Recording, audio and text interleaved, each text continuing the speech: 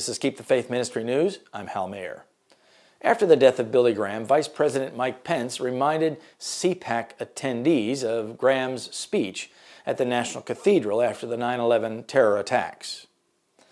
Mike Pence called on the crowd to reconnect with one another, with our communities, in days ahead and in these challenging times, to reconnect to something deeper, something that speaks to the very heart of who we are.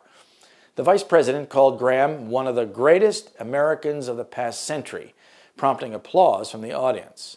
Graham's ministry was to bring the gospel of Jesus Christ, a ministry that Pence remarked changed millions.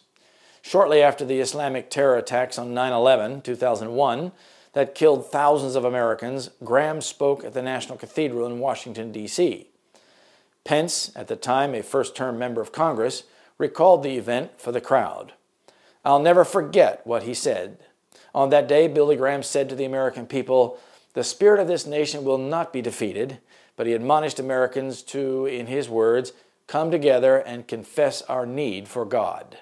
He said, 'We've always needed God from the beginning of this nation, but today we need him especially.' And he reminded us that the Bible says God is our refuge and strength and ever-present help in trouble. Therefore we will not fear." The Vice President espoused his faith in the boundless capacity of the American people, the President, and leaders they have elected, and that other kinds of faith, what Billy Graham called hope for the present and hope for the future.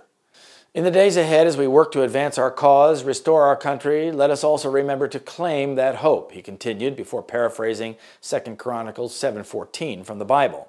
"If his people who are called by his name will humble themselves and pray, he will hear from heaven and he will heal this land," Pence said as the crowd began to clap, then rise to their feet as he continued, "This one nation under God, indivisible, with liberty and justice for all."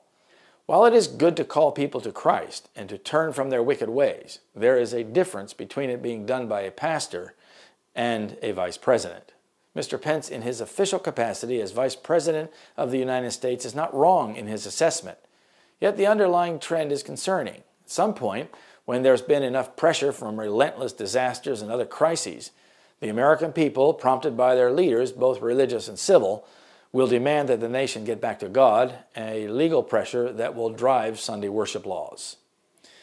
Even in free America, rulers and legislators, in order to secure public favor, will yield to the popular demand for a law enforcing Sunday observance. That's The Great Controversy, page 592. It will all seem so right, yet the solution to enforce a day of worship contrary to the law of God will be so wrong.